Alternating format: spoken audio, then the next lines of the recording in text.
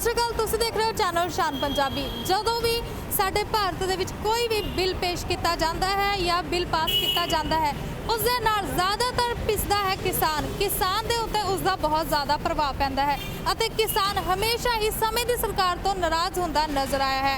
अज भी असीं खरड़ पहुंच चुके हैं, खरड़ दे विच धरना लग चुकिया क्योंकि मोदी सरकार दे वल्लों हुण एक बिल पेश किया गया है। इस नूं लैके पंजाब के जिन्ने भी किसान ने काफ़ी ज़्यादा नाराज़ नज़र आ रहे हैं। तो हुण किसानों तो पुछदे हैं कि उन्होंने की नाराज़गी है, की उन्होंने सरकार सुन रही है या फिर नहीं। आप गल करते हैं पंजाब के किसानों के नाल। सत श्री अकाल सर। सत श्री अकाल जी सर, सब तो पहले ये जानना चाहांगे धरना क्यों लगाया जा रहा है इत्थे? ये ਜਿਹੜਾ खेती 3 ਆਰਡੀਨੈਂਸ मोदी सरकार ने लागू करे हैं ਉਹਦੇ ਖਿਲਾਫ ਹੈ। ਉਹ ਕਿਸਾਨੀ ਦੇ ਬਹੁਤ ਖਿਲਾਫ ਹੈ ਆਰਡੀਨੈਂਸ ਤੇ ਕਿਸਾਨ ਨੂੰ ਇੱਥੇ ਤੱਕ ਅਦਾਲਤ ਜਾਣ ਦਾ ਵੀ ਸੰਵਿਧਾਨਕ ਹੱਕ ਹੈ ਜਿਹੜਾ ਉਹ ਮੋਦੀ ਨੇ ਖੋਲਿਆ। ਕੱਲ ਨੂੰ ਸਾਡੀ ਪੇਮੈਂਟ ਦਾ ਰੌਲਾ ਪੈਂਦਾ ਐਸਡੀਐਮ ਤੇ ਡੀਸੀਓ ਐਕਟ ਮੁਤਾਬਕ ਉਹੀ ਸੁਣਾਈ ਕਰੂਗਾ, ਕੋਰਟ 'ਚ ਜਾ ਹੀ ਨਹੀਂ ਸਕਦਾ। ਦੂਆ ਜਿਹੜਾ ਜ਼ਖੀਰਾ ਹੈ ਉਹ ਪ੍ਰਾਈਵੇਟ ਬੰਦਾ ਇਕੱਠਾ ਕਰੂਗਾ, ਸਰਕਾਰ ਦਾ ਕੰਟਰੋਲ ਹੈ ਉਹ ਬਿਲਕੁਲ ਖਤਮ ਕਰ ਦਿਆ।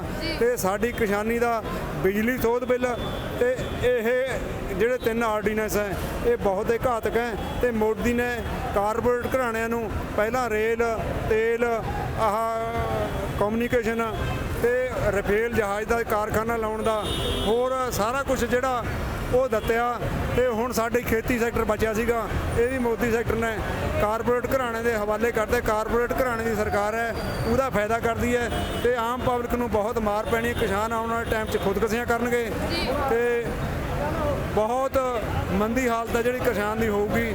ਤੇ ਇਹ ਦੋਵਾਂ ਤੇ ਐਮਐਸਪੀ ਲਾਗੂ ਸੀਗੀ, ਸਰਕਾਰ ਨੇ ਹੁਣ ਐਮਐਸਪੀ ਜਿਹੜੀ ਉਹ ਖਤਮ ਕਰ ਦੇਣੀ।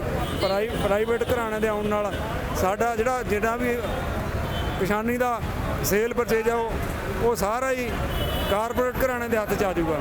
ਜਿਵੇਂ ਮੋਦੀ ਸਰਕਾਰ ਨੇ ਹਜੇ ਬਿੱਲ ਪੇਸ਼ ਕੀਤਾ ਹੈ, ਤੁਹਾਨੂੰ ਕੀ ਲੱਗਦਾ ਹੈ ਕਿ ਜੇ ਬਿੱਲ ਲਾਗੂ ਹੋ ਜਾਂਦਾ ਹੈ ਤਾਂ ਸਭ ਤੋਂ ਵੱਡਾ ਨੁਕਸਾਨ ਜਿਹੜਾ ਕਿਸਾਨਾਂ ਨੂੰ ਕੀ ਹੋਵੇਗਾ? ਸਭ ਤੋਂ ਵੱਡਾ ਨੁਕਸਾਨ ਇਹ ਹੈ ਵੀ ਕਾਰਪੋਰੇਟ ਨੇ ਸਾਡਾ ਅਸੀਂ ਸੁਣਵਾਈ ਨਹੀਂ ਹੋਣੀ ਜੇ ਕੋਈ ਪੈਸਾ ਸਾਡਾ ਰੱਖ ਲੈਂਦਾ।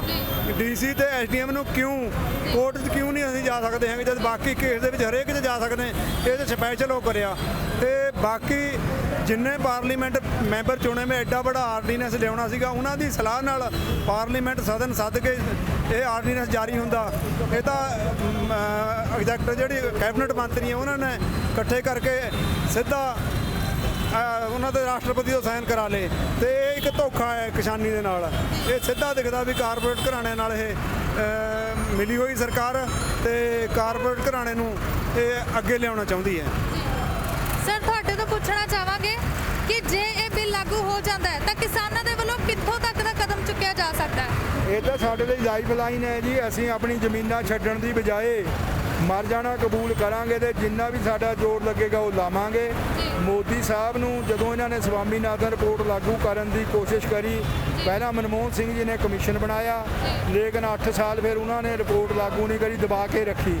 ਅਸੀਂ ਉਹਨਾਂ ਨੂੰ ਰਾਜ ਤੋਂ ਉਤਾਰਤਾ, ਇਹਨਾਂ ਨੇ ਭਰੋਸਾ ਦਿੱਤਾ, ਅਸੀਂ ਇਹਨਾਂ ਨੂੰ ਰਾਜ ਬਖਸ਼ਿਆ। ਡਬਲ ਸਾਡੀ ਪੇਮੈਂਟ ਕਰਨ ਦੀ ਲਾਰਾ ਲਾਇਆ, ਫਿਰ ਅਸੀਂ ਦੁਬਾਰਾ ਰਾਜ ਬਖਸ਼ਿਆ ਤੇ ਹੁਣ ਸਾਡੇ ਨਾਲ ਜੋ ਧੋਖਾ ਕੀਤਾ ਗਾ ਹੁਣ ਅਸੀਂ ਇਹਨਾਂ ਨੂੰ ਪੱਕੇ ਤੌਰ 'ਤੇ ਰਾਜ ਭਾਗ ਤੋਂ ਲਾ ਦਿਆਂਗੇ।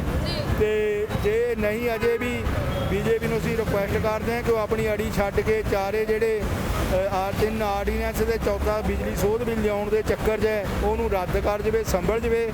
ਨਹੀਂ ਤਾਂ ਨਤੀਜੇ ਫਿਰ ਬੜੇ ਮਾੜੇ ਭੁਗਤਣੇ ਪੈਣਗੇ। ਨਾਲੇ ਸੰਸਦ ਦਾ ਸੈਸ਼ਨ ਕਿਹੜੇ ਕੁੰਭ ਦਾ ਮੇਲਾ ਜਿਹੜਾ 12 ਸਾਲ ਬਾਅਦ ਆਉਣਾ ਹੈਗਾ, 2-4 ਸਾਲ ਇਹਨੂੰ ਦੇਖ ਲੈਣ, ਨਾਲੇ ਲੋਕਾਂ ਦੇ ਪੁੱਛ ਪੂਰੀ ਤਰ੍ਹਾਂ ਇਹਦੀ ਡਿਸਕਸ਼ਨ ਹੋ ਲਵੇ। 2022 ਦੀਆਂ ਵੋਟਾਂ ਪੰਜਾਬ 'ਚ ਹੋਣੀਆਂ, ਉਦੋਂ ਪਤਾ ਲੱਗ ਜਾਏਗਾ ਕਿ ਲੋਕੀ ਇਹਦੇ ਹੱਕਾਂ 'ਚ ਭੁਗਤਦੇ ਆ ਜਾਂ ਇਹ ਤੋਂ ਉਲਟ ਭੁਗਤਦੇ ਆ। ਉਸ ਤੋਂ ਬਾਅਦ 2 ਸਾਲ ਇਹਨਾਂ ਕੋਲ ਫੇਰ ਪਏ ਆ, ਉਦੋਂ ਵਿਚਾਰ ਕਰ ਲੈਣ। ਤੇ ਇਹੋ ਜਿਹੀ ਬਿਮਾਰੀ ਦੇ ਵਿੱਚ ਲੋਕਾਂ ਨੂੰ ਸੜਕਾਂ 'ਤੇ ਇਕੱਠੇ ਹੋ ਕੇ ਸੰਘਰਸ਼ ਕਰਨ ਦੀ ਮਜਬੂਰ ਨਾ ਕਰਨ। ਚਾਹੀਦਾ ਤਾਂ ਸਰਕਾਰ ਨੂੰ ਕਰੋਨਾ ਰੋਕਣਾ ਚਾਹੀਦਾ ਹੈ ਲੇਕਿਨ ਇਹ ਜਾਣ ਬੁੱਝ ਕੇ ਲੋਕਾਂ ਨੂੰ ਇਕੱਠੇ ਕਰਨ ਹੋਣ ਵਾਸਤੇ ਮਜਬੂਰ ਕਰ ਰਹੇ ਹੈ ਤੇ ਸਾਨੂੰ ਇਹ ਜਿਵੇਂ ਪੰਜਾਬ ਨੂੰ ਨਸ਼ਿਆਂ ਨਾਲ ਖਤਮ ਕਰ ਰਹੇ ਹੈ, ਰੇਟਾਂ ਨਾਲ ਖਤਮ ਕਰ ਰਹੇ ਹੈ, ਐਮਐਸਪੀ ਦਾ ਰੇਟ ਨਾ ਦੇ ਕੇ ਘੱਟ ਕੀਮਤ ਤੇ ਸਾਡੀਆਂ ਫਸਲਾਂ ਚੱਕ ਕੇ ਸਾਨੂੰ ਬਰਬਾਦ ਕਰ ਰਹੇ ਹੈ। ਇਹ ਕਰੋਨਾ ਵਿੱਚ ਵੀ ਸਾਨੂੰ ਮਜਬੂਰ ਕਰਕੇ ਉਲਟਾ ਬਿਮਾਰੀ ਫੈਲਾ ਰਹੇ ਨੇ। ਤੇ ਕੁਝ ਸਾਡੇ ਵਕੀਲ ਜਿਹੜੇ ਕਹਿੰਦੇ ਨੇ ਕਿ ਧਰਨੇ ਰੋਕਦੇ 144 ਤੋੜਦੇ ਕਿਸਾਨ, ਮੈਂ ਉਹਨਾਂ ਨੂੰ ਵੀ ਕਹੂੰਗਾ ਕਿ ਉਹ PIL ਇਸ ਤਰ੍ਹਾਂ ਪਾਉਣ ਦੀ ਬਜਾਏ ਕਿ ਕਿਸਾਨਾਂ ਨੂੰ ਰੋਕੋ, ਉਹ ਇਹ ਸਰਕਾਰ ਦੇ ਕੈਬਨਿਟ ਦੇ ਅਗੇਂਸਟ PIL ਪਾਉਣ ਕਿ ਜਦੋਂ ਤੱਕ ਇਹ ਕਰੋਨਾ ਬਿਮਾਰੀ ਖਤਮ ਨਹੀਂ ਹੁੰਦੀ ਉਦੋਂ ਤੱਕ ਕੋਈ ਵੀ ਇਹੋ ਜਿਹੇ ਜਿਹੜੇ ਆਰਡੀਨੈਂਸ ਨੇ ਜਿਨ੍ਹਾਂ ਦੇ ਉੱਪਰ ਲੋਕਾਂ ਨੂੰ ਮਜਬੂਰ ਹੋ ਕੇ ਖੜਨਾ ਪਊਗਾ ਜਾਂ ਲੋਕਾਂ ਦੀ ਇੱਛਾ ਦੇ ਉਲਟ ਨੇ ਉਹ ਇਹੋ ਜਿਹੇ ਆਰਡੀਨੈਂਸ ਲਿਆਉਣ ਤੋਂ ਗੁਰੇਜ਼ ਕਰੇ। ਜੀ ਸਰ, ਪੰਜਾਬ ਸਰਕਾਰ ਦੀ ਗੱਲ ਕੀਤੀ ਜਾਵੇ ਤਾਂ ਪੰਜਾਬ ਸਰਕਾਰ ਹਮੇਸ਼ਾ ਇਹ ਕਹਿੰਦੀ ਕਿ ਪੰਜਾਬ ਸਰਕਾਰ ਜੋ ਕਿਸਾਨਾਂ ਦਾ ਹਮੇਸ਼ਾ ਭਲਾ ਕਰਦੀ ਹੈ। ਕਿ ਇਸ ਗੱਲ ਤੋਂ ਕਿੰਨੇ ਕੁ ਸਹਿਮਤ ਹੋ ਤੁਸੀਂ? ਨਹੀਂ ਜੀ, ਪੰਜਾਬ ਸਰਕਾਰ ਦਾ ਵੀ ਪਤਾ ਹੈ ਜੀ, ਉਹ ਵੀ ਦਿੱਲੀ 'ਚ ਸਾਈਨ ਕਰਕੇ ਆਏ ਆ, ਉਹਨਾਂ ਨਾਲ ਮਿਲੇ ਕੁਲੇ ਵੇ ਆ। ਕੋਈ ਸਰਕਾਰ ਹੀ ਤੱਕ ਬਿਲਕੁਲ ਕੋਈ ਹਾਂ ਦਾ ਨਾਰਾ ਨਹੀਂ ਮਾਰ ਰਹੀ। ਇਹ ਜਿਹੜਾ ਕਾਨੂੰਨ ਲਿਆ ਰਹੇ ਬਹੁਤ ਗਲਤ ਹੈ। ਇੱਕ ਜਿਹੜਾ ਬਾਜਵਾ ਜੀ ਉਹ ਮਤਲਬ ਪਹਿਲਾਂ ਪ੍ਰਧਾਨ ਹੁੰਦਾ ਜੀ ਕਾਂਗਰਸ ਦਾ, ਉਹ ਇਕੱਲਾ ਬੰਦਾ ਹਾਂ ਦਾ ਨਾਰਾ ਮਾਰਦਾ, ਹੋਰ ਕੋਈ ਨਹੀਂ ਹੈਗਾ। ਬਿਲਕੁਲ ਇਹ ਸਾਰੇ ਰਲੇ ਮਿਲੇ ਕੁਲੇ ਆ ਵਿੱਚੇ। ਇਹ ਜੋਗਲ ਬਿੱਲ ਵਾਪਸ ਨਹੀਂ ਲੈਂਦੇ, ਕਿਸਾਨ ਇਸ ਗੱਲ ਤੋਂ ਕਦੀ ਵੀ ਨਹੀਂ ਹਟਣ। ਯਾਨੀ ਇਹ ਕਿਹਾ ਜਾ ਸਕਦਾ ਕਿ ਪੰਜਾਬ ਸਰਕਾਰ ਇਸ ਸਮੇਂ ਸਹਿਮਤ ਹੈ ਬਿੱਲ ਲਾਗੂ ਕਰਨ ਦੇ ਨਾਲ।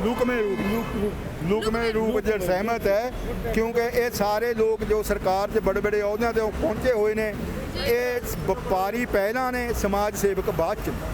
ਜੀ, ਜੇਕਰ ਹੁਣ ਇਸ ਸਮੇਂ ਦੀ ਗੱਲ ਕੀਤੀ ਜਾਵੇ, ਕੀ ਤੁਸੀਂ ਚਾਹੁੰਦੇ ਹੋ ਕਿ ਇਹ ਸਰਕਾਰ ਦੁਬਾਰਾ ਤੋਂ ਇੱਥੇ ਆਣੀ ਚਾਹੀਦੀ ਹੈ? ਇਹ ਤਾਂ ਚਲੋ ਅਸੀਂ ਕੱਲੇ ਵੋਟਰ ਆਪਣੇ ਤੌਰ ਤੇ ਨਹੀਂ ਕਹਿੰਦੇ। ਹੁਣ ਤਾਂ ਸਾਡੇ ਸਾਰੇ ਜਿਹੜੇ ਕਿਸਾਨ ਵੀਰ ਨੇ ਉਹ ਜਥੇਬੰਦੀਆਂ ਇਕੱਠੀਆਂ ਹੋ ਗਈਆਂ ਨੇ ਤੇ ਇਸ ਲੇਖੇ ਦਾ ਥੈਂਕਸ ਹੈ ਇਸ ਗੱਲ ਦਾ ਕਿ ਸਾਨੂੰ ਕਿਸਾਨਾਂ ਨੂੰ ਇਕੱਠੇ ਕਰਤਾ ਤੇ ਦੋ ਸਾਡੀ ਕੋਆਰਡੀਨੇਸ਼ਨ ਕਮੇਟੀਆਂ ਬੜੇ ਹਾਈ ਲੈਵਲ ਤੇ ਸੰਘਰਸ਼ ਕਰਨਗੀਆਂ। ਉਹਦੇ ਬਾਰੇ ਅਸੀਂ ਅਜੇ ਆਪਣੇ ਵੱਲੋਂ ਕੋਈ ਵਿਚਾਰ ਨਹੀਂ ਦੇਣਾ ਚਾਹੁੰਦੇ ਕਿਉਂਕਿ ਜਥੇਬੰਦੀ ਦਾ ਅਸੂਲ ਹੈ ਕਿ ਜੋ ਹਾਈ ਕਮਾਂਡ 'ਚ ਫੈਸਲਾ ਹੋਵੇ ਉਹ ਫੈਸਲੇ ਦੇ ਮੁਤਾਬਕ ਹੀ ਚੱਲਿਆ ਜਾਵੇ। ਇਹ ਕਰੋਨਾ ਦੀ ਆੜ ਕਰਕੇ ਜ਼ਿਮੀਂਦਾਰ ਵਿਚਾਰੇ ਕਿਤੇ ਜਾ ਨਹੀਂ ਸਕਦੇ ਸੀ, ਆਪਣਾ ਧਰਮ ਸਮਝਦੇ ਸੀ ਵੀ ਲੋਕਾਂ ਨੂੰ ਬਚਾਉਣਾ, ਬਿਮਾਰੀ ਨਾ ਫੈਲੇ। ਇਹ ਸਾਡੇ ਤੇ ਗੱਲ ਥੋਪੀ ਗਈ, ਇਹ ਸਾਡੇ ਤੇ ਨਜਾਇਜ਼ ਲਾਗੂ ਹੋ ਗਏ। ਇਹ ਸਾਰੀਆਂ ਵਿੱਚੇ ਸਰਕਾਰਾਂ ਰਲੀਆਂ ਮਿਲੀਆਂ। ਅਜੇ ਜੇ ਕੋਈ ਸਾਡਾ ਹਾਂ ਦਾ ਨਾਰਾ ਨਹੀਂ ਮਾਰਦੇ, ਅਸੀਂ ਕਿਹਨੂੰ ਕਹਿ ਦਈਏ ਵੀ ਅਸੀਂ ਵੋਟਾਂ ਪਾਈਏ? ਅਸੀਂ ਤਾਂ ਇਹਨਾਂ ਦੇ ਵਿਰੋਧ ਕਰਾਂਗੇ। ਜਿਹੜਾ ਸਾਡੇ ਹੱਕ ਦੀ ਗੱਲ ਕਰੂਗਾ ਅਸੀਂ ਉਹਦੇ ਨਾਲ ਲੱਗਾਂਗੇ। ਇਹ ਬਿਲਕੁਲ ਸੱਚ ਗੱਲ। ਸਰ, ਇੱਕ ਲਾਸਟ ਸਵਾਲ ਪੁੱਛਣਾ ਚਾਹਾਂਗੀ। ਕਾਫੀ ਸਮੇਂ ਤੋਂ ਤੁਸੀਂ ਇੱਥੇ ਧਰਨਾ ਲਗਾ ਕੇ ਬੈਠੇ ਹੋ, ਕੀ ਇੱਥੇ ਕਿਸੇ ਇਸ ਏਰੀਆ ਦੇ ਕਿਸੇ ਪ੍ਰਧਾਨ ਨੇ ਆ ਕੇ ਤੁਹਾਡੇ ਨਾਲ ਗੱਲ ਕੀਤੀ ਇਸ ਮੁੱਦੇ ਦੇ ਉੱਤੇ? ਕੋਈ ਸਰਕਾਰ ਦਾ ਨੁਮਾਇੰਦਾ ਇੱਥੇ ਨਹੀਂ ਜੀ ਆਇਆ ਹੈ। ਸਰਕਾਰੀ ਨੁਮਾਇੰਦਿਆਂ ਦਾ ਇਹ ਹਾਲ ਹੈ ਜੀ। ਅਸੀਂ ਕੱਲ ਹਰਿਆਣਾ ਤੋਂ ਗਿਆ 150 ਬੰਦਾ, ਉਹ ਵੀ ਕੁੰਡਲੀ ਬੈਰੀਅਰ ਤੇ ਰੋਕ ਲਏ। ਪੰਜਾਬ ਤੋਂ 16 ਬੰਦੇ ਗਏ, ਸਿਰਫ ਅਸੀਂ ਆਪਣੀ ਗੱਡੀ ਲੁਕਵੇਂ ਰੂਪ 'ਚ ਕੱਢਣ 'ਚ ਕਾਮਯਾਬ ਹੋ ਗਏ ਸੀ ਤੇ 450 ਬੰਦਾ ਯੂਪੀ ਗੇਟ ਤੇ ਯੂਪੀ ਤੋਂ ਆਇਆ ਹੋਇਆ ਰੋਕ ਲਿਆ। ਰਕੇਸ਼ ਟਕੈਤ ਜੀ ਜਿਹੜੇ ਪ੍ਰਧਾਨ ਨੇ ਸਾਡੇ ਇੰਡੀਆ ਲੈਵਲ ਤੇ, ਉਹਨਾਂ ਨੂੰ ਕਿਹਾ ਗਿਆ ਕਿ ਤੁਸੀਂ ਇਹ ਆਪਣਾ ਜਿਹੜਾ ਮੰਗ ਪੱਤਰ ਹੈ ਉਹ PMO ਆਫਿਸ 'ਚ ਫੜਾ ਦਿਓ ਗੱਡੀ 'ਚ ਬਹਿ ਕੇ ਆ ਕੇ।